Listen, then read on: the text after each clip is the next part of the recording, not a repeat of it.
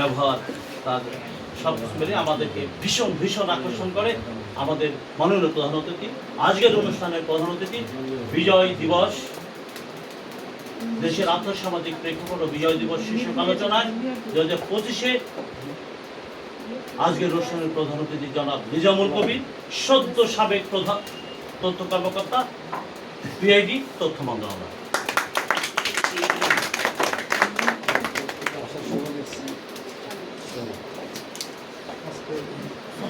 অনুষ্ঠানের সম্মানিত সভাপতি,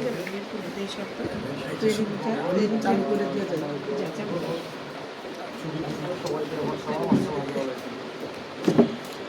আজকে আমাদের দিনটি আসলে আমাদের জাতীয় জীবনে অত্যন্ত গুরুত্বপূর্ণ একটি দিন। মহান বিজয় দিবস 1971-এর লাখো শহীদদের স্মরণ করে আমার বক্তব্য শুরু করছি। শ্রদ্ধা জানাই তাদেরকে, তাদের পরিবার বর্গকে, শ্রদ্ধা জানাই সেই সব মা বোনকে যারা 71-এ তাদের নিজেদের বিনিময়ে আমাদের দেশ স্বাধীন করেছিলেন। আমি শুরুটা এভাবে করতে চাই, আসলে অভিভাই আমাকে এখানে আমন্ত্রণ জানিয়েছেন, এজন্য তার প্রতি কৃতজ্ঞতা। মাঝে মাঝেই আমাকে আমন্ত্রণ জানাতেন, আসলে আমার I was not in such a position যে আমি উপস্থিত হব, কিন্তু তার প্রতি একটা ভালোবাসা ছিল। সেটা হলো যে অভিভাইয়ের সাথে আমার পরিচয় হলো 2002 সালে। তখন তিনি এই বাণিজ্য বিষয় নিয়ে কাজ করতেন, তখন তিনি চলচ্চিত্রের মানুষ ছিলেন। চলচ্চিত্র নিয়ে লেখালেখি এবং FDC, cultural reporters forum, cultural program, এগুলো নিয়ে তার কার্যক্রম ছিল। তো এখন বিজনেস ফাইল এবং বিজনেস নিয়ে কাজ করেন, বিজনেস ফোরকাস্ট করেন, অ্যাসোসিয়েশনের ইলেকশন নিয়ে ভাবেন, খুব ভালো একটা বিষয়। তো আর আমার পত্রিকা আমি নিয়মিত দেখি, আমার মানে এই পর্যায়ে একটা পত্রিকা এত সুন্দর করে মুদ্রিত হয় যেটা আসলে না করে পারা যায় না। আর অভিপ্রায় জানেন কীভাবে মানুষকে কানেক্ট করতে হয়, মানুষকে কীভাবে যুক্ত করতে হয়। সকালে ঘুম থেকে উঠে মোবাইলটা হাতে নিলেই দেখি যে সব ছবি মোবাইলে চলে আসে। মানে এত অসাধারণভাবে একটা ভিডিও একটা মানুষ কীভাবে কাজ করে আমি জানি না। আমার পত্রিকাতে দেখলে আমি দেখি যে সবগুলো অনুষ্ঠান করার চেষ্টা করি। কী বিজয় দিবস, কী স্বাধীনতা দিবস, দিবসগুলো বিভিন্ন মন্ত্রণালয় করে, বাট এগুলো কোনোটাই বোধহয় বিজনেস ফাইল বাদ যায় না। এবং এখানে এই ক্ষুদ্র পরিসরে এত বড় বড় মানুষদের আগমন আমি খুবই অবাক হচ্ছি। আসলে আমাদের আজকে যিনি উদ্বোধক, তার সাথে আমার পরিচয় 2003 সালে। আমি যখন সংস্কৃতি বিষয়ক মন্ত্রণালয়ে চাকরি করি, আমি নিজে কিছুটা অসুস্থ হয়ে গেছি। আমি দেখতে দেখতে আসলে যেরকম ছিলাম ওরকম নাই, এই জন্যই হয়তো মহাজন ভাই আমাকে চিনতে পারছেন কিনা আমি জানি না।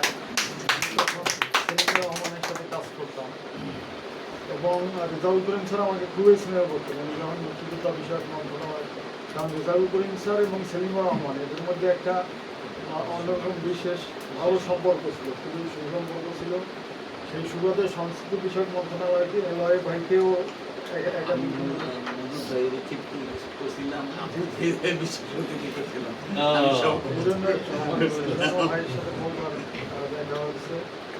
অভিভাবকের আরেকটা গুণ আমি বলবো, সেটা হলো যে আমি সরকারের প্রধান তথ্য কর্মকর্তা ছিলাম, কিন্তু আমি কখনো আমার কাছে হিন্দু বিসর্গ আমাকে এটা বলেনি তার পত্রিকাটি মিডিয়াভুক্ত হয়নি, তার পত্রিকাটি করপত্র পাইনি।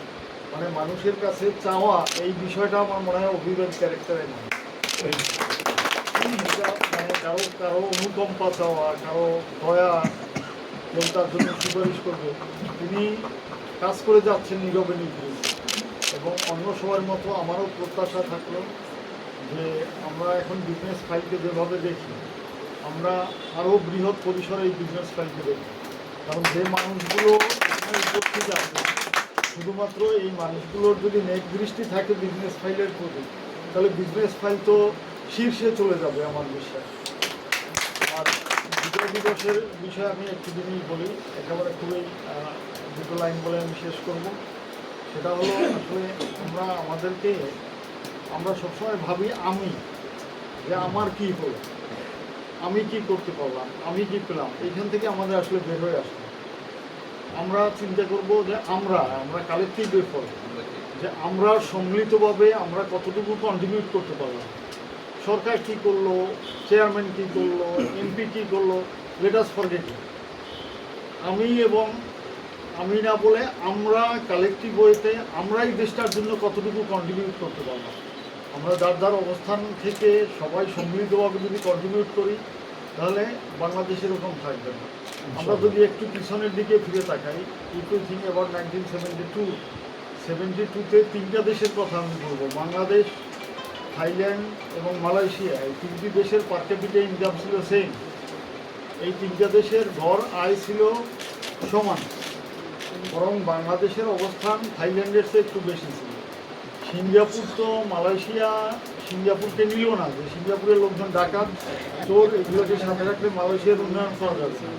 বাট এখন যদি তাকাই তাহলে অবস্থা, what is the situation, where is Singapore, where is Thailand, where is Malaysia. কী কারণে? একটা গল্প দিয়ে শেষ করব। মাহাথির মোহাম্মদ মালয়েশিয়ার, আপনারা জানেন যে উন্নয়নের জনক, ওনার একবার কার্ডিয়াক প্রবলেম হলো, উনি অসুস্থ হলেন, ওনার হার্ট ডিজিজ হলো। তো ডাক্তার দেখলেন, ডাক্তারও বললো যে এটা বাইপাস সার্জারি করতে হবে, open heart surgery, what ever it is, এটা করতে হবে। তো বললো যে ঠিক আছে, হাসপাতালে ভর্তি করো, তোমরা করো অপারেশন। তো বললো যে স্যার আমাদের দেশে তো তখন পর্যন্ত মালয়েশিয়ায় বাইপাস সার্জারি হয় না। বললো স্যার আপনাকে তো সিঙ্গাপুরে অথবা আমেরিকায় যেতে হবে। বললো যে না, আমি সিঙ্গাপুরেও যাবো না, আমেরিকাও যাবো। তোমরা 100 জন ডাক্তার সিলেক্ট করো, যাদেরকে কার্ডিয়াক ট্রেনিংয়ের জন্য আমেরিকা পাঠাও এবং সিঙ্গাপুর পাঠাও। ওরা ওপেন হার্ট সার্জারি শিখে আসুক, ওরা শিখে আসার পরে দেন আমি অপারেশন করব। Exactly that happen. এই 100 জন ডাক্তারের মধ্যে 50 জনকে আমেরিকায় পাঠানো হলো, 50 জনকে সিঙ্গাপুরে পাঠানো হলো। they became cardiologist এবং তারপর মাহাথির মোহাম্মদের অপারেশন হলো। But what is actually happening in our country, আমাদের কারো জ্বর হলে আমরা সিঙ্গাপুরে চলে যাই, কারো মাথা ব্যথা হলে আমরা থাইল্যান্ডে চলে যাই। দিস ইজ দ্য রিজন যে কারণে আমাদের দেশ নেই। আমরা আমাদের দেশকে আমাদের বসবাসের উপযোগী করবো। আমার ছেলেকে আমি অস্ট্রেলিয়া পাঠিয়ে দিব, this is not the solution. আমার ছেলের বাসযোগ্য করতে হবে এই দেশটাকে। এর অর্থ হলো যে আমাদের পেট্রিয়টিক সেন্স ডেভেলপ করতে হবে, আমাদের দেশকে আরও বেশি ভালোবাসতে হবে। দেশের জন্য যে ন্যূনতম দায়িত্ব, আমরা প্রত্যেকে আমাদের দায়িত্ব পালন করব। আমি বিশ্বাস করি এরকম বিজনেসম্যানদের সহযোগিতায় আর্থিকভাবে আমরা কেন পিছিয়ে থাকবো। এরকম মানুষ যখন বিজনেস কমিউনিটির নেতা হয়, সেই দেশ পিছিয়ে থাকে ঠিক।